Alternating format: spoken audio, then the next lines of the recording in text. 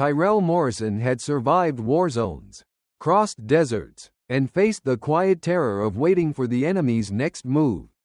Yet none of those experiences prepared him for the moment he was mistaken for a suspect while reaching for almond milk and eggs in a local supermarket in Murfreesboro, Tennessee. It was a quiet Monday afternoon when Tyrell, earbuds in, scrolled through his grocery list, trying to focus and ignore the ache in his back from a rough night's sleep on a VA hospital mattress. He had barely been stateside for a week. As he turned down the dairy aisle, he noticed shadows converging from both ends, 6 officers, guns drawn, demanding he raise his hands. The training that had kept him alive overseas kicked in. He froze, placed his phone on the shelf, and calmly obeyed. But as cold steel handcuffs bit into his wrists, Tyrell felt humiliation seep into his bones. Despite calmly stating he had just returned from Afghanistan and offering his military ID, none of the officers listened. He was marched out of the store as stunned customers whispered and stared, disbelief etched into their faces. Tyrell caught a glimpse of himself in the squad car's side mirror, a man once hailed as a hero, now just another suspect in a system that had failed to see him. The long walk from the dairy aisle to the patrol car wasn't measured in steps but in the heavy realization that even a war hero could be reduced to a match for a description. No questions asked. The image of Tyrell Morrison being handcuffed in that grocery store lingered like an echo long after he was marched through the parking lot into a squad car. Inside the Murfreesboro precinct, Tyrell sat in a dim, concrete cell that reeked of stale sweat and bitter regret. His hands, once steady enough to guide his sniper rifle, now trembled slightly from the bruises around his wrists. He hadn't eaten the cold eggs and limp toast served on a paper tray. And he hadn't called his mother, Florence Morrison, to explain why her son was in a cell instead of surprising her for the weekend. Hours blurred into each other. There was no clock, no phone, no apology, just the knowledge that no one had checked his ID properly before shackling him like a common criminal. When he was finally called for an interview, Tyrell met an older detective, Raymond Bishop, who slid a grainy photo of the actual suspect across the table.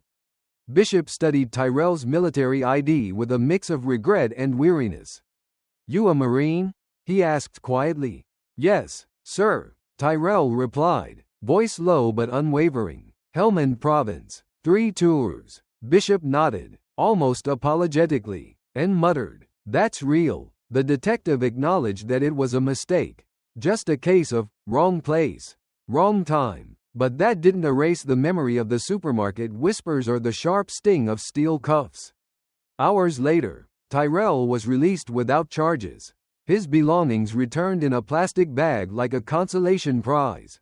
No apology was offered. As he stepped into the daylight, a young man named Marcus, who had found Tyrell's phone in the store, waited quietly outside. "I saw the video online," he said hesitantly, holding out Tyrell's phone. "I thought you'd need it."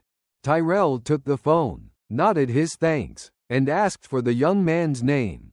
"Marcus," he replied, trying to hide his unease. "My uncle's military, too. I wanted to make sure you got your phone back." That simple gesture, small and quiet, felt like a crack in the heavy silence that had followed Tyrell's detainment. As he returned home, the weight of what had happened settled over him like armor he couldn't remove. Social media erupted after a teenage girl, Jasmine Reed, posted a video she'd filmed of Tyrell's arrest. The clip showed his calm compliance, his clear statements, and the officers ignoring his military ID. It wasn't loud or frantic, it was quiet, damning in its ordinariness. Comments flooded in from across the country. "That man was so calm. They didn't even check his ID. And, this is a Marine. What are we doing?" Veterans recognized him. One was a young Marine, Elijah Brooks, stationed at Camp Pendleton. He posted Tyrell's story online, sharing how Staff Sergeant Morrison had once pulled him from a burning Humvee during an ambush. His post went viral, catching the attention of high-ranking military officials, including Colonel Dana Probst and General Raymond Stokes. Stokes wasn't known for intervening in local incidents, but this one hit close. He remembered Tyrell from years back, a quiet, competent soldier who had once volunteered for every night shift. When Stokes saw the video, he didn't watch it once. He watched it 3 times. Then, he stood by his office window, stared out at the Washington skyline, and said quietly, "Find the judge. Get me the details." Meanwhile, Tyrell sat alone in his apartment, staring at the bruises that circled his wrists like ghosts of restraint. His mother's voicemail, filled with worry and the familiar scolding warmth of her voice, played softly on his phone. He finally replayed the video of his own arrest, hearing his voice, calm, controlled, against the chaos of the scene. It was strange to watch himself so composed when inside he'd been a mix of humiliation and barely contained anger. He saw the faces of those in the grocery store, some confused, others quick to judge, and he realized then, as the video continued to spread and his name became a symbol for something larger, that this wasn't just about him anymore. This was about every veteran, every person of color, every neighbor who'd been written off or made invisible. And while Tyrell hadn't planned to be the face of that fight, he now knew he had to decide whether to stand silently or to speak. When the door of the Rutherford County Courthouse creaked open, the air inside thickened with anticipation. Tyrell Morrison, dressed in khaki slacks and a navy blue shirt borrowed from a local veterans organization, stepped inside. His wrists were free now, but they ached from the memory of cold steel. And his mother, Florence, watched silently from the back, her Sunday hat perched with quiet defiance. His public defender, Dana Russo, whispered hurried apologies for being late, her papers shuffling nervously as she glanced over the thin file that summarized the injustice. A blurry suspect photo, a rookie officer's shaky description, and a Marine veteran wrongfully detained. Judge Leo Callan's voice cracked through the courtroom's tension as he reviewed the case. "Mr. Morrison, I see here you were detained based on a description now proven inaccurate." Tyrell's quiet, steady, "Yes, sir," carried the weight of sleepless nights and silent rage. Russo stood to argue for dismissal, but the judge interrupted, stating there were no charges, just a mess. That would have been the end. A quiet close to a loud injustice. Had the courtroom doors not opened once more, in walked General Raymond Stokes, towering in full military dress, the weight of 4 stars gleaming from his shoulder. His entrance hushed the murmurs, even stilled the court reporter's pen. "Permission to address the court, Your Honor," he asked, voice steady as steel. Judge Callan, uncharacteristically hesitant, granted it. Stokes turned to Tyrell, his words precise. "Staff Sergeant Morrison, your record is exemplary. Your service in Helmand, Sangin, and Kajaki, marked by valor and resilience, reflects the highest standard of this nation's military. What happened to you wasn't just a procedural error. It was a failure of judgment, of respect, of humanity." Tyrell felt his mother's gaze pierce through the room as Stokes continued, now addressing everyone present. "This isn't about one Marine. It's about a culture that dismisses the contributions of our veterans and people of color, reducing them to suspects in their own neighborhoods. This failure didn't just embarrass this court, it embarrassed my command. And it diminishes the values we claim to uphold." The judge's face, usually a mask of indifference, paled slightly. Even the bailiff stood a little straighter. Tyrell's breath caught as Stokes turned back to him, voice lower but no less firm. "On behalf of every officer who ever gave you a command, I apologize. I will personally ensure your name is cleared at every level." The words struck deeper than Tyrell expected. They weren't just formalities, they were an acknowledgement of his dignity. As murmurs swirled in the gallery, the courtroom door opened again, this time revealing a young journalist, Alana Brooks, camera poised, her quiet determination a stark contrast to the spectacle around her. The judge sighed, signaling the end, but Stokes wasn't finished. "If this can happen to a decorated Marine in uniform, it can happen to anyone. And if you think a uniform alone guarantees respect, Then you haven't been paying attention. His words were a command, a warning, and a truth that rang out beyond the walls of the courthouse. With a final nod, Stokes stepped back, his presence leaving a quiet gravity in the room. Judge Callan, clearing his throat, finally spoke. Staff Sergeant Morrison, you are free to go. This court apologizes. The words hung heavy in the air as Tyrell stood, his mother by his side. Outside, reporters crowded the steps, but he declined their questions. Not now, he said, voice calm but resolute. Florence didn't need to ask how he was feeling. Instead, she stood beside him, her presence solid as stone. As they walked down the courthouse steps, General Stokes reappeared at the curb. Mind if I join you? He asked.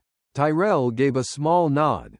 And together, the two men, one representing authority, the other resilience, walked away from the courthouse, each step an echo of a story that refused to be silenced. The town was still buzzing with the aftermath, but Tyrell wasn't done. He wasn't just a headline, a photo on a news feed. He was a man who had stood quietly and now chose to speak. Not out of anger, but out of necessity. The days after the courtroom were a blur for Tyrell Morrison. His phone buzzed constantly with calls and messages he ignored, each notification a reminder of the viral video that had already crossed 50,000 views. It wasn't the headlines or the reposts that weighed on him, but the letters and messages that slipped through from strangers, veterans who recognized his face, parents who saw their sons in him, and kids who now questioned their own futures. He wasn't trying to become a symbol, but the story had taken on a life of its own. His mother, Florence, kept her voice steady as she handed him coffee, her quiet presence grounding him. You didn't ask for this, she said one morning, her eyes sharp but kind. But it's yours now. Still, it wasn't until Tyrell saw the email from Marcus Shin, a counselor at Hillsborough High, that something shifted. We need you to talk to them. It read. A group of JROTC kids watched the video. Now, they're questioning if military service is worth it. Could you come in for just 20 minutes of truth? That phrase stuck with Tyrell. He hadn't even realized he'd become a cautionary tale, but he couldn't ignore it. The following Friday, he put on the uniform he hadn't worn since his return, the one Florence had pressed herself. The creases were sharp, the boots polished to a mirror shine. As he stood in front of the auditorium, plastic chairs scattered with kids slumped in their seats, he felt the weight of every assumption they carried. He wasn't here to glorify service or tell them to enlist. Instead, he spoke plainly. I'm not here to convince you of anything.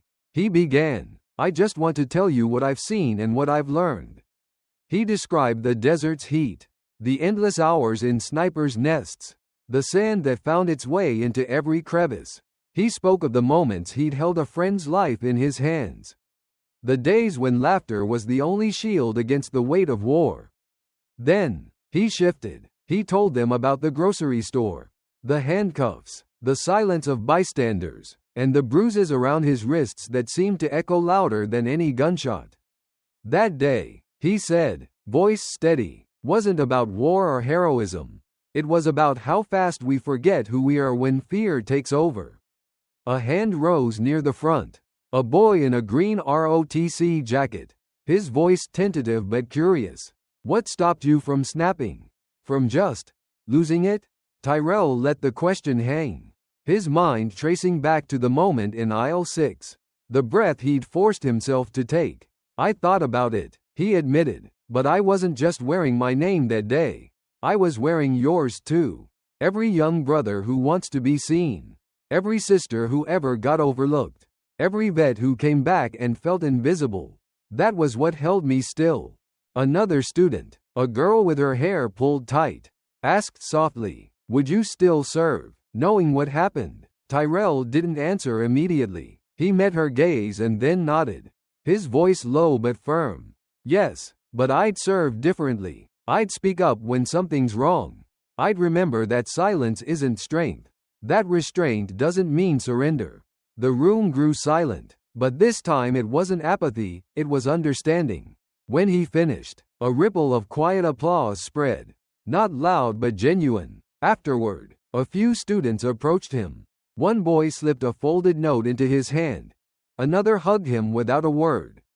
Outside, Marcus Shin waited. "I don't know what you did in there," he said, his voice tinged with awe. "But the room felt different when you left." Tyrell glanced back toward the school. A weight lifted just enough to let him breathe. "They just needed to hear something real," he said quietly, as he walked away, the afternoon sun casting long shadows across the sidewalk. He felt for the first time in weeks that maybe he could carry this new responsibility.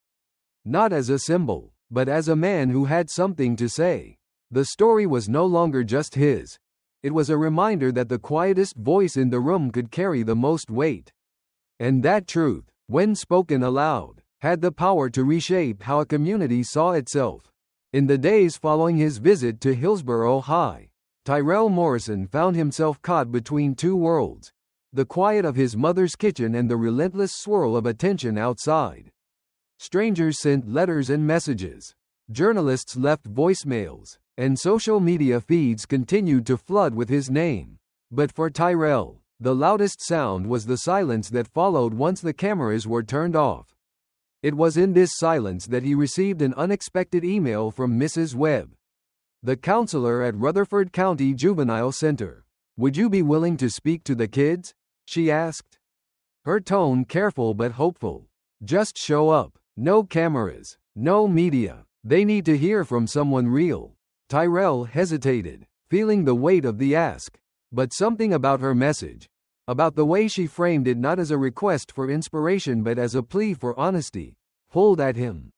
So, on a gray Wednesday morning, he drove to the center, dressed in jeans and an old hoodie.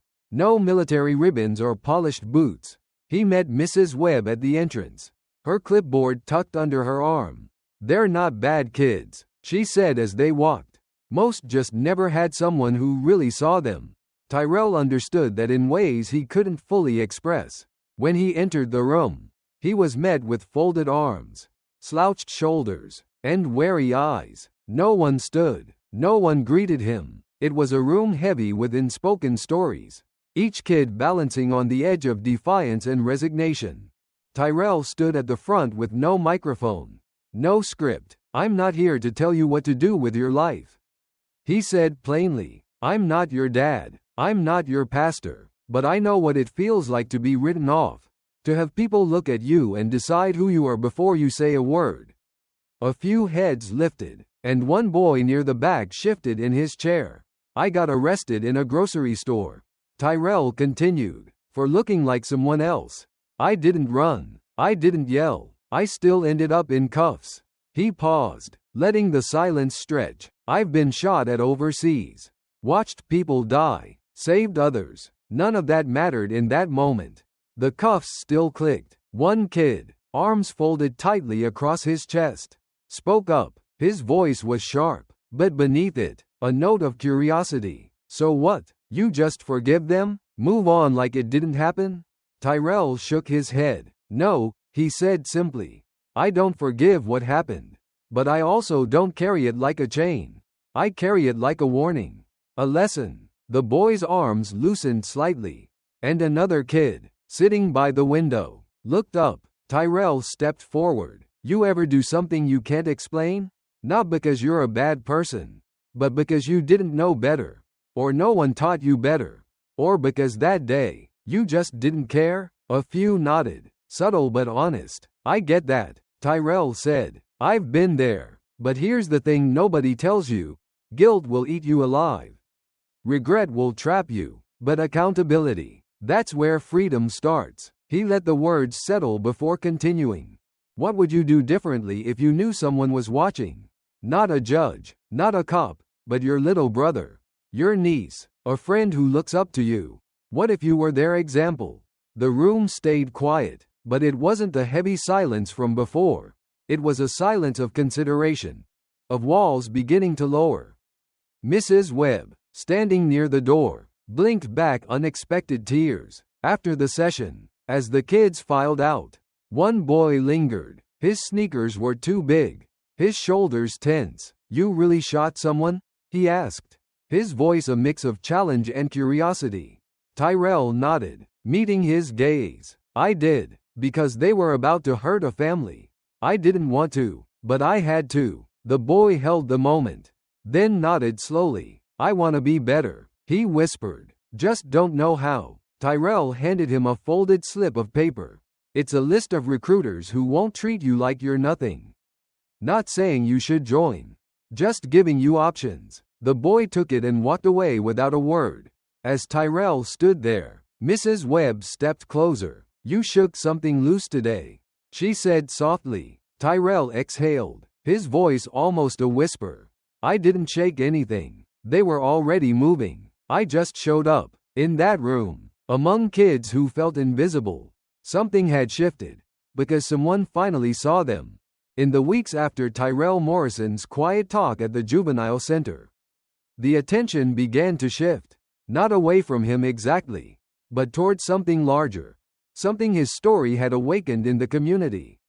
The juvenile center director, Mrs. Webb, told him that more kids were opening up, writing letters, asking real questions. It wasn't just the troubled youth, the impact rippled outward, sparking hard conversations in grocery stores, churches, and neighborhood meetings. But while many people spoke of change, Tyrell stayed grounded, finding solace in small, tangible actions. He returned to his mother Florence's house, helping her with yard work, replacing a broken window, and taking her to church. He didn't speak about the interviews he turned down, the viral posts, or the social media noise. Instead, he focused on what he could control. Yet, the pressure to speak publicly grew. One Monday morning, he received a call from the local community center's director, a man named Carlos Mendez. "We're trying to get more kids involved," Carlos said. "They need someone they'll actually listen to, someone who's walked the hard road." Tyrell hesitated, but Carlos's quiet, determined tone reminded him of Mrs. Webb, so he agreed. The first day, only 2 boys showed up. They were wary, slouching in plastic chairs, arms crossed, eyes guarded. Tyrell didn't lecture. Instead, he sat at their level and shared stories, not of war, but of awareness, discipline, and breathing through pressure. Week by week, more kids came. 4, then 8, then a dozen. They weren't there for hero speeches, they came for honesty. Tyrell taught them practical skills: how to control their breath in tense situations, how to observe a room, how to stay calm when adrenaline surged. He shared lessons from his sniper training that applied not to war, but to navigating everyday life. The importance of clarity, of patience, of owning one's actions. Slowly, the room's energy shifted. Conversations grew more open. Laughter returned. One boy admitted he hadn't been to school in a month. Another shared he was scared of walking home after dark. Tyrell didn't judge them. He listened, nodded, and offered perspective. "You can't control how the world sees you," he said once, "but you can control what you do with that. You can choose to breathe, to think, to stand still instead of reacting." News of his sessions began to spread quietly. Parents who had once dismissed their kids as troublemakers started showing up to observe. They saw their children sitting straighter, asking questions, even volunteering to help set up chairs or sweep the floor. Carlos told Tyrell one afternoon, "You're not just giving them tools. You're showing them what it looks like to be respected and to respect themselves." But the weight of responsibility wasn't light. Tyrell often sat alone afterward, his notebook in hand, jotting down ideas, struggles, and reminders. He didn't glamorize his journey. He knew the scars he carried on his wrists, in his heart, in the silent glances from neighbors who still hesitated. Yet, he chose to show up, to be present, to let his actions speak, even as some in the community whispered or posted dismissive comments online. Others rallied. One Saturday, a small group of volunteers joined Tyrell to repaint the faded walls of the community center. They brought snacks, music, and a sense of shared purpose. Tyrell found himself laughing with them, feeling a rare lightness. That day, As they packed up, a boy about 10 years old tugged on his sleeve. "Mr. Tyrell," he said shyly, "my mom said you're the guy from the video. But I think you're just the guy who listens." Tyrell knelt to meet the boy's eyes, feeling a lump rise in his throat. "That's the best thing anyone said to me," he replied softly. It was in that moment he realized his story wasn't just about justice or recognition, it was about presence. About standing still in the storm and showing others they could do the same. Later, sitting on his mother's porch, he watched the sun dip below the rooftops, feeling a quiet strength settle in his bones. He knew the cameras would move on, but the real work, the slow, steady change, was only just beginning. Tyrell Morrison knew the cameras had moved on, but the work in his heart had only just begun. After the sessions at the community center, the volunteers, and the neighborhood kids whose eyes had started to shine with hope, he realized that the silence of the news cycles wasn't the end, it was the start of something deeper. The praise and the headlines faded, but Tyrell wasn't after applause. He was after healing, both his own and the community's. Florence, his mother, noticed it first. She'd see him sitting in the kitchen at night, not lost in thought but writing quietly in his battered notebook. "What are you scribbling there, baby?" she asked once, her voice tinged with curiosity and concern. Tyrell looked up, the weariness on his face softened by a hint of peace. "Ideas," he said. "Plans. Things I wish someone had told me when I was younger. Things I need to remember now." Florence didn't press. She just nodded, knowing her son had always carried more weight than he let on. Word spread slowly but surely. A local group that organized mentorship programs for veterans transitioning back to civilian life reached out. They'd heard about Tyrell's work with the community kids and wanted to know if he'd consider leading workshops for veterans who felt invisible, lost in a world that seemed to forget them after the uniform came off. Tyrell hesitated, feeling the pull of a new responsibility. But when he walked into the meeting room, a simple space with metal chairs and a coffee maker bubbling weak brew, he saw men and women sitting there with the same look he'd worn not long ago. Tired, unseen, and unsure where they fit. He shared his story, not the headlines or the viral clip but the moments that haunted him in silence.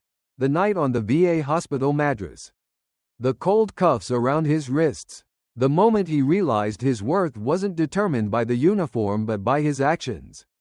As he spoke, heads lifted, shoulders straightened. A few veterans shared their own experiences of being misjudged or overlooked. One woman, a former medic, said quietly, "They see the badge or the patch, but not the person, not the story." Tyrell nodded, understanding her in a way no one else in the room could. Afterward, as people filed out, one man in his late 50s, with weathered hands and a deep scar along his jaw, shook Tyrell's hand. "I've been coming here for months," he said. "Felt like I was shouting into a void. But today, for the first time, I felt seen. Thank you." Tyrell didn't know how to reply. He just clasped the man's hand firmly and offered a quiet nod. The truth settled in his bones that night. This was his path. Not to be a hero, not to chase headlines or seek validation, but to stand quietly in spaces where people felt forgotten and remind them they weren't alone. Later, back at home, Florence found him staring out the window, Milo curled at his feet. She didn't ask questions. Instead, she set a plate of food on the table and sat nearby, her presence a gentle anchor.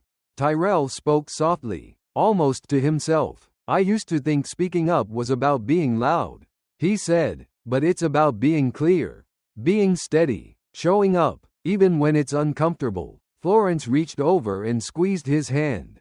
"That's what real strength looks like," she whispered. In the days that followed, Tyrell's notebook filled with more names, more stories, people he met, conversations that stirred him, moments when he chose presence over silence.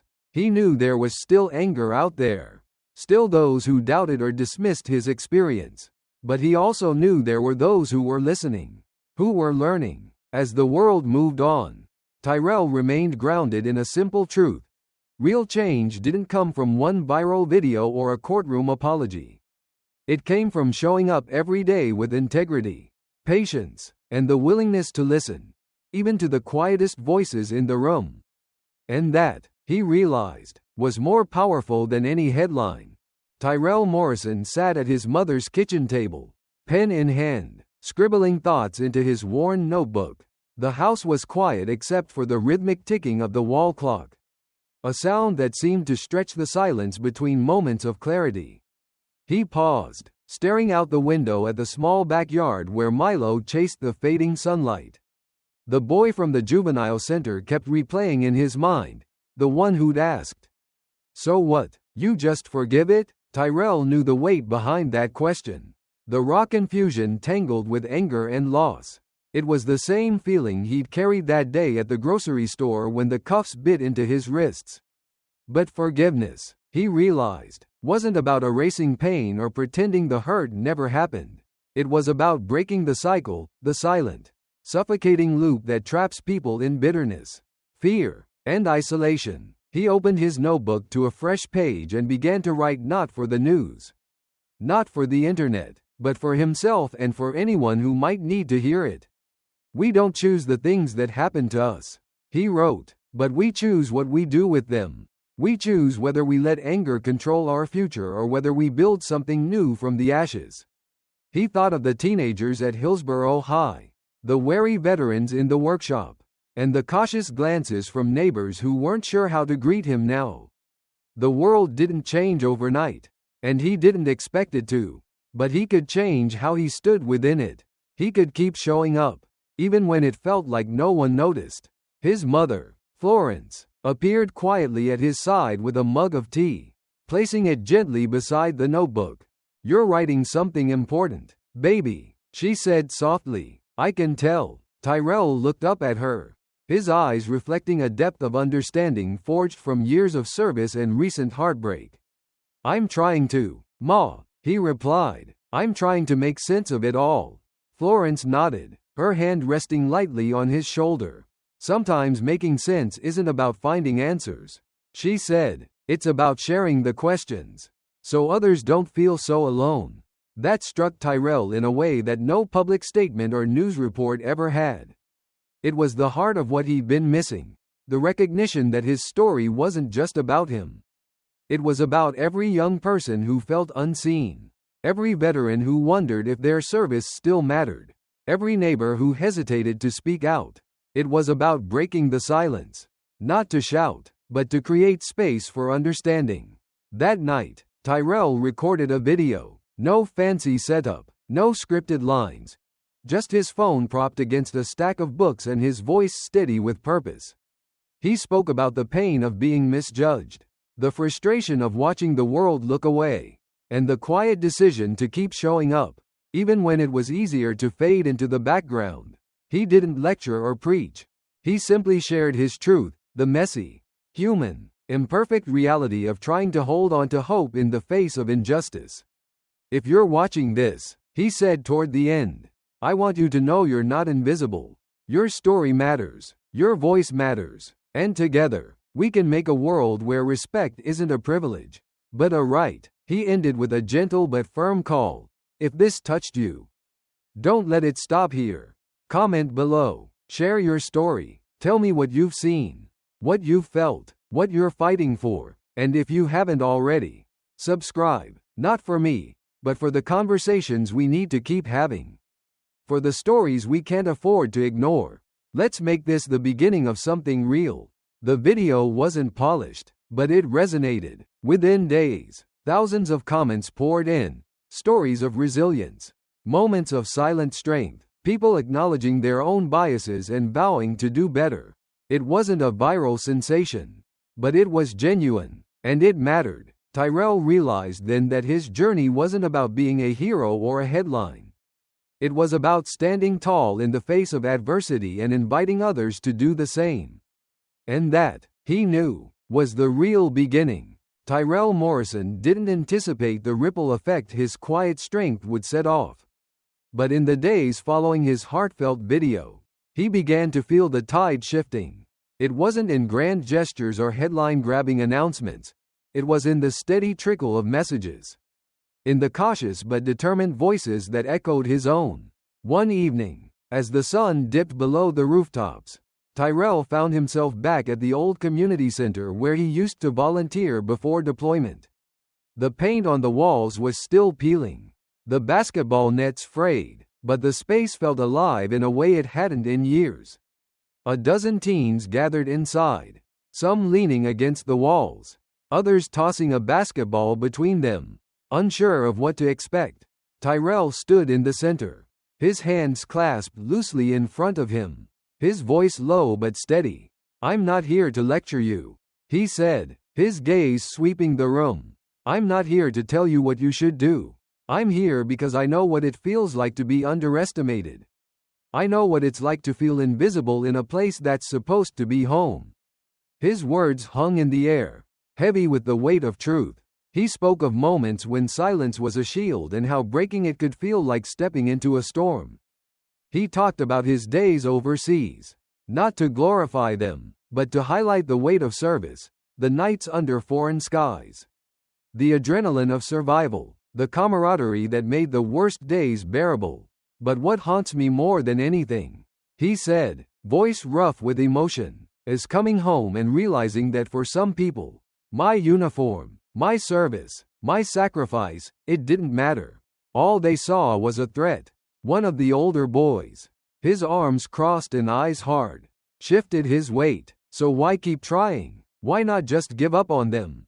Tyrell met his gaze, unwavering. "Because giving up means they win. It means they were right. And I can't let that happen. Not for me. Not for you. Not for anyone who's ever felt like they don't belong." The room was silent, save for the soft shuffle of sneakers on the gym floor. Tyrell's voice softened. "You're not here because you failed. You're here because life threw you curves. And you're still standing. That's strength. But what you do next, that's power." He stepped closer, lowering his voice so they had to lean in. "You've got a choice, every day, to be bitter or to build, to stay silent or to speak, to let them define you or to rewrite your story. No one's going to hand you respect. You've got to claim it.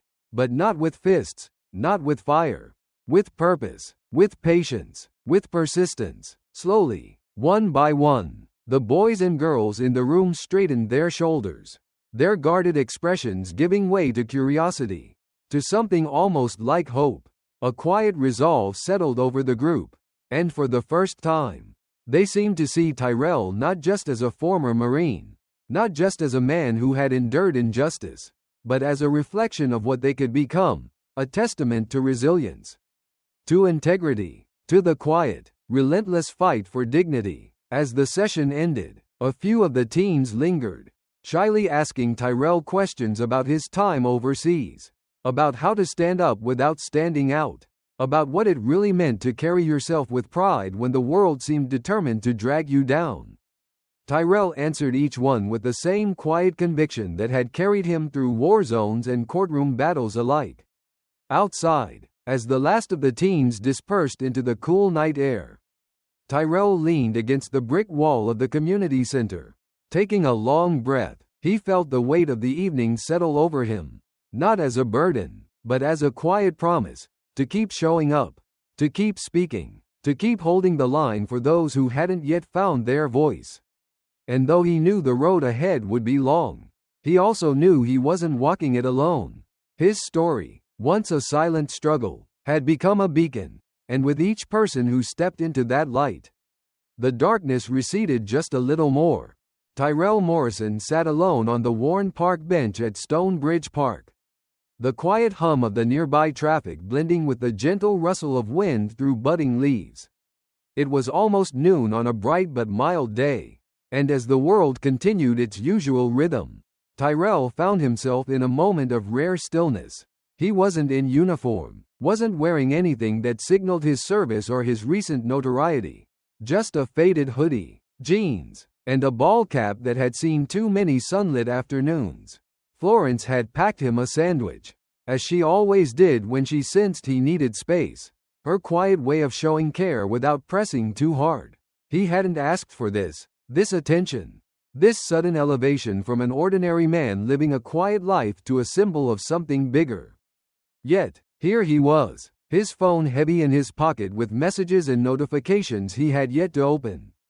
The stories of his quiet defiance, of the courtroom apology, of his simple act of standing still in the face of injustice, had spread farther than he ever imagined. But in this rare moment of peace, Tyrell realized that beyond the headlines, beyond the rallies, beyond even the heartfelt letters from strangers, what truly mattered was what happened next. The world had turned its gaze for a moment. But moments pass. He thought about the kids at the juvenile center, about the hesitant hope in their eyes, about the boy in the camo backpack at the park who had looked at him like he was a superhero. He thought about Reggie, the young man who had waited outside the police station just to hand him his phone, and about the quiet nods from the veterans who had come to his hearing, standing silently in solidarity. None of these people were seeking headlines. They were seeking something deeper: validation, understanding, the simple acknowledgement that they existed and mattered. Tyrell leaned back on the bench, closing his eyes against the soft breeze, and let the weight of it all settle. He wasn't a hero. He wasn't trying to be one. He was just a man who had come home from a war only to find himself fighting a different kind of battle, one that wasn't fought with weapons but with patience, integrity, and the unwavering refusal to be diminished by ignorance or prejudice. He knew the attention would fade. The news cycle would move on. But the work, the real work, was just beginning. It wasn't about a viral video or a trending hashtag. It was about building something lasting. A community that listened, that learned, that changed, however slowly, however imperfectly. Tyrell opened his eyes and glanced down the path, where a middle-aged man and his young son were walking. The boy, backpack slung low and dragging against the ground, looked over and recognized him, his eyes widening in quiet awe. Tyrell offered a small smile and a nod. It wasn't much, but it was enough to say, "I see you, I'm here." As the pair continued down the path, the father giving Tyrell a look that spoke volumes: respect, understanding, maybe even a silent apology. Tyrell felt a subtle shift inside. He wasn't alone in this.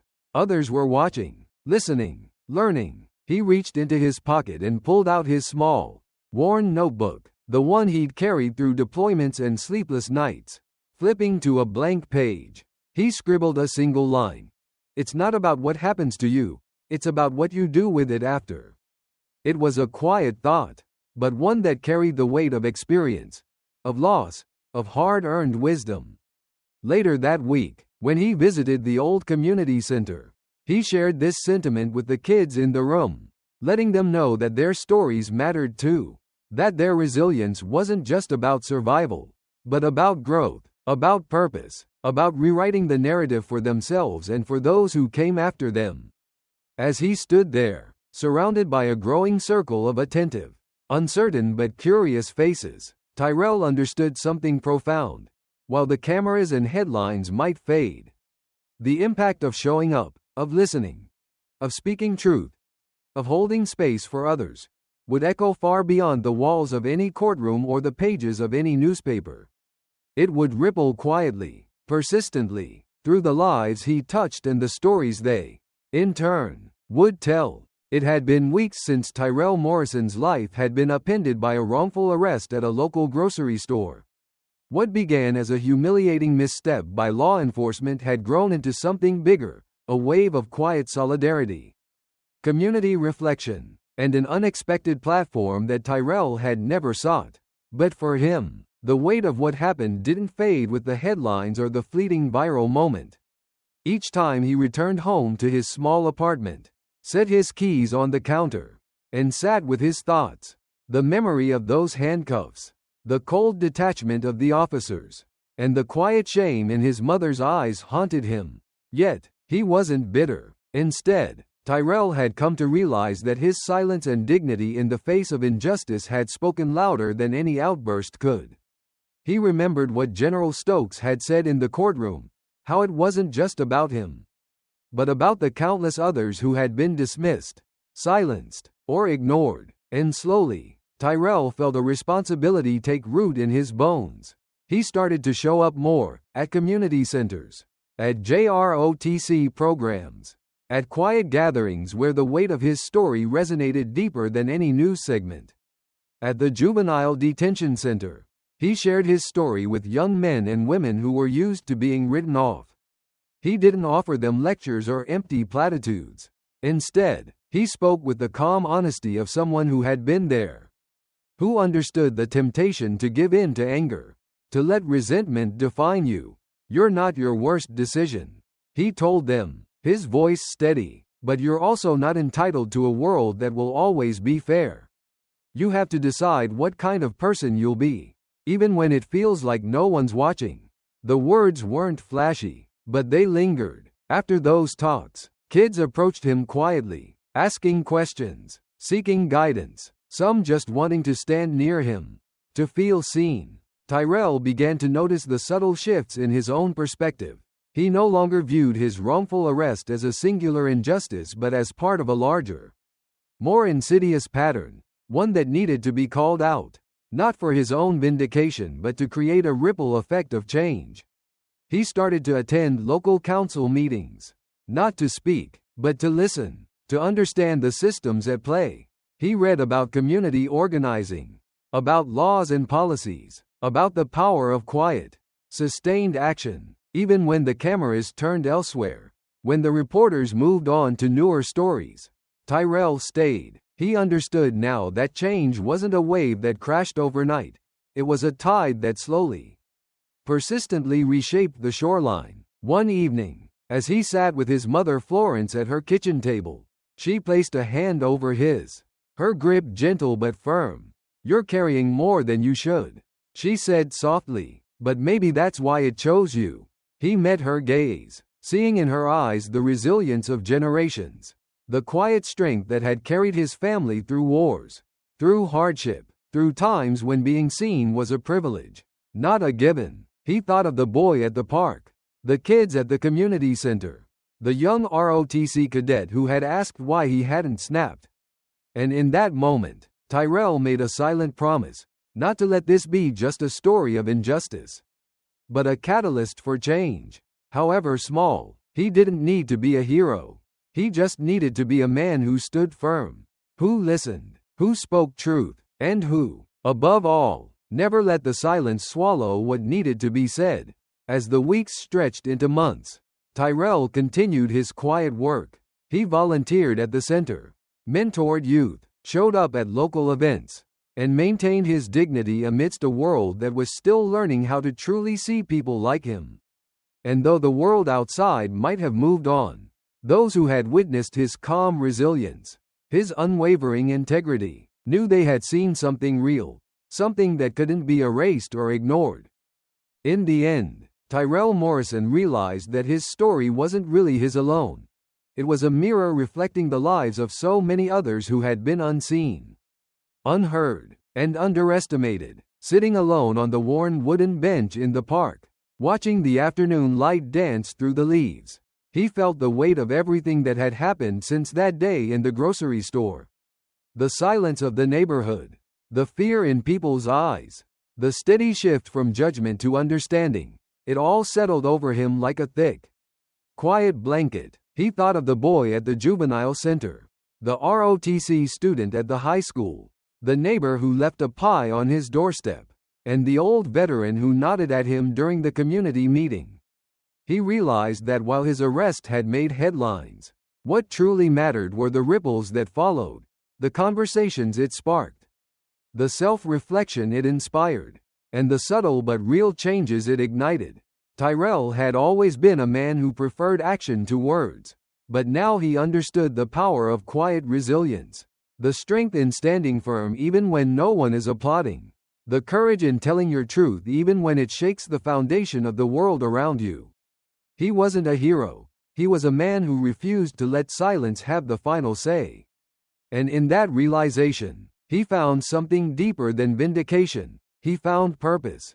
As he stood to leave the park, a young father walking with his son paused, nodded, and said softly, "Thank you. It wasn't much, But it was enough to remind Tyrell that even the smallest moments of recognition, of gratitude, were proof that his story had reached hearts beyond his own.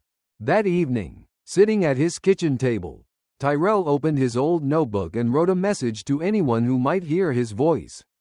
It's not about being perfect. It's not about having the right words or the perfect response.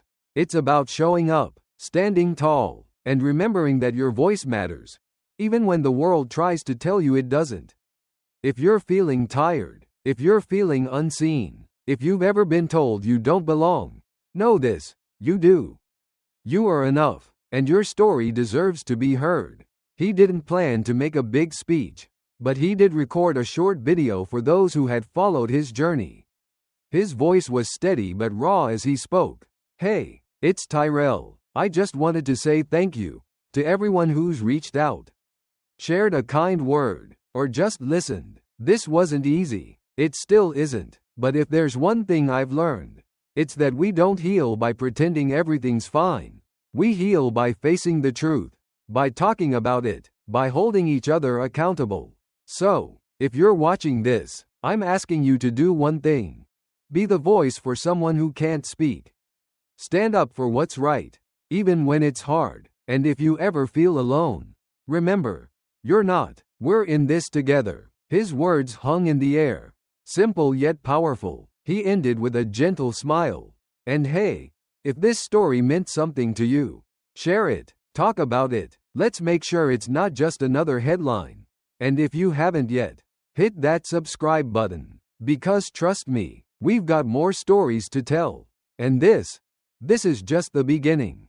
The video wasn't polished, it wasn't dramatic, but it was real. And as it made its way through social media, sparking conversations and reflections, Tyrell realized that maybe, just maybe, this was how change truly began, not with a grand declaration, but with a quiet promise, spoken from one heart to another, saying, "I see you, I hear you, and you matter." As the final chapter of Tyrell Morrison's journey closed quietly in the stillness of a Tennessee afternoon, a lesson lingered, one far deeper than any apology, any viral headline, or any courtroom verdict. It was a lesson about presence, about what it means to show up for yourself and for others, even when the world seems determined to silence you.